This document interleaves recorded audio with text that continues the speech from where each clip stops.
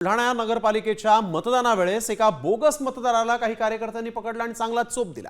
त्यानंतर त्याला पोलिसांच्या ताब्यात देण्यात येत होतं। मात्र त्याच वेळेस बुलढाण्याचे आमदार संजय गायकवाडांचा मुलगा कुणाल गायकवाडनं या बोगस मतदाराला पळून जायला मदत केली असा गंभीर आरोप आता विरोधकांनी केलाय।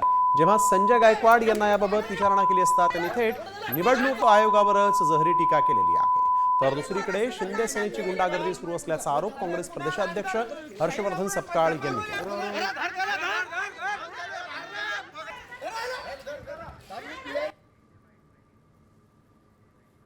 पण एसपीनं सकाळी सांगितलं की बोगसवर कंट्रोल करा।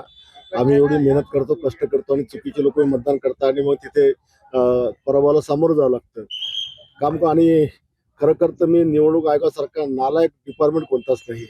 काल मी पाहिलं की खेड्यापाड्याचे किमान 1,500-2,000 नावं देऊळघाटपासून सगळी, आणि मी दिली 4,000 नावं, 8 ते 10,000 15,000 नावं ही अशी बोगस आहेत। माणसाने जिकाव कसं, आणि त्याच्यामुळे निवडणूक आयोगाला काहीतरी अक्कल देवाण दिली पाहिजे की ही नावं त्यांनी काढली पाहिजे।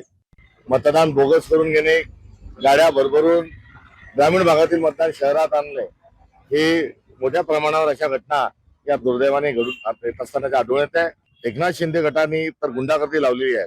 थेट आमदाराच्या घरातील लोक पोलिसांना लोटपाट करण्याच्या अत्यंत संतापजनक घटना देखील घडलेल्या आहेत। दत्ता काकस यांच्या पत्नी लक्ष्मी काकस यांना विजयी करण्याचा निर्णय घेतलेला आहे, पण पायाखालची वाळू सरकून पडलेली आहे आणि नागरिकांना मतदान न मागता बोगस मतदान करण्याकडे हा या परिवाराचा कल सकाळपासून दिसून येत आहे।